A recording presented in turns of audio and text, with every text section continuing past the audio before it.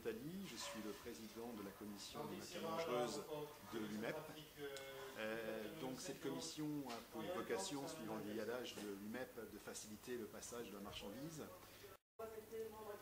Alors, au niveau de la composition de cette commission, il y a bien sûr plusieurs professions du domaine maritime et portuaire qui sont représentées et qui siègent régulièrement. Il y a les manutentionnaires, ceux qui manutentionnent physiquement la marchandise sur les terminaux et sur les bateaux. Il y a les représentants des compagnies maritimes et les agents maritimes.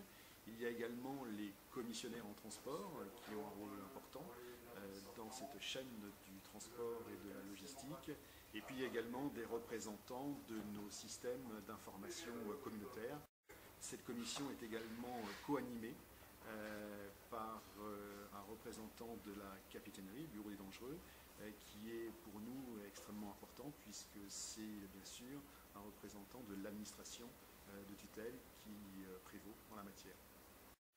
Alors cette commission est un lieu d'échange en fait important où les professionnels peuvent aborder toutes les problématiques auxquelles ils sont confrontés, liées bien sûr au transport ou au passage de la marchandise dangereuse, en présence bien sûr du commandant représentant l'administration de tutelle.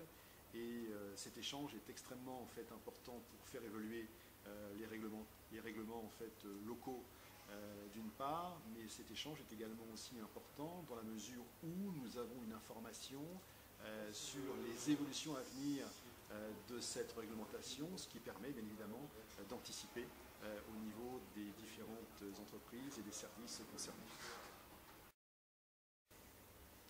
Alors ces professionnels reconnus qui participent à cette commission de dangereux peuvent aussi avoir un rôle important dans les actions de promotion du port auprès d'un certain nombre de décideurs, que ce soit en fait des industriels de la chimie ou des négociants spécialisés en matière de produits en fait chimiques.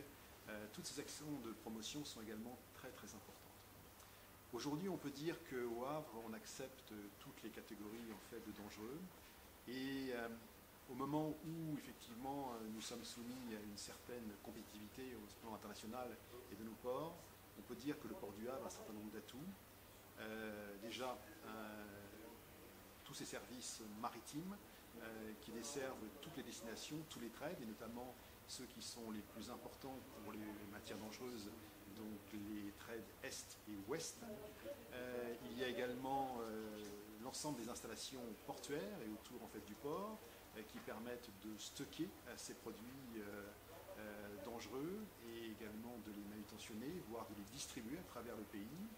Et puis enfin, il y a en fait un certain nombre de professionnels qui sont des spécialistes du transport de marchandises dangereuses, aussi bien en vrac qu'en conditionné, et qui sont présents au niveau de cette communauté en fait, portuaire.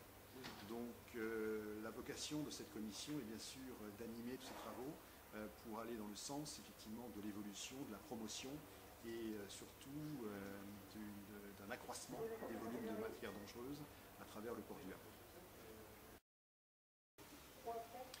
La commission marchandises dangereuses de l'Union maritime et portuaire du Havre est un lieu d'échange essentiel pour la capitainerie qui est chargée de faire appliquer les réglementations liées au contrôle du passage portuaire des marchandises dangereuses, parce que les lieux d'échange entre les acteurs professionnels du transport des marchandises et l'administration que je représente sont assez peu nombreux. Et c'est un endroit idéal pour d'une part nous faire passer les évolutions qui viennent en haut, mais également pour anticiper les évolutions de notre réglementation locale, parce qu'il peut y avoir des besoins futurs, présents, que nous n'avons pas identifiés. Et la commission des marchandises dangereuses de l'UMEP est un endroit où des professionnels peuvent nous dire: vous n'avez pas intégré cette problématique dans la réglementation locale, ça serait bien de pouvoir le faire, et nous de pouvoir déterminer avec eux les conditions et ensuite de commencer les processus d'instruction. Et c'est essentiel parce qu'une réglementation qui n'évolue pas, ce n'est pas une bonne réglementation.